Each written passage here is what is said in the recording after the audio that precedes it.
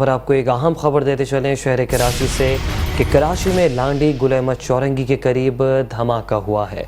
जबकि गुल अहमद चौरंगी के करीब घर में ये धमाका हुआ है। पुलिस ने दावा किया है घर में वॉल से कई रोज से सुई गैस की लीकेज जा रही थी। मकीनों ने गैस लीकेज की जगह पर प्लास्टिक की थैलियां बांध रखी थी। धमाके से भड़कने वाली आग से झुलसकर 3 अफराद जख्मी हो गए हैं।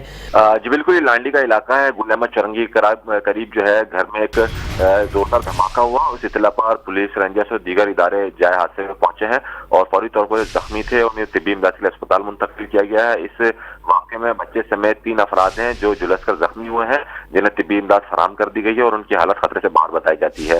जब इस हादसे की इत्तला पुलिस को मिली और पुलिस जब जाए हादसे में पहुंची है और इस वाक़े के हवाले से तहकीकात की गई तो इब्तिदाई तौर पर मालूम चला था कि घर में सिलेंडर फटने के बाइस धमाका हुआ है, लेकिन सिलेंडर फटने से पेश नहीं आया है। इसकी ये गैस लीकेज की वजह से ये हादसा पेश आया है।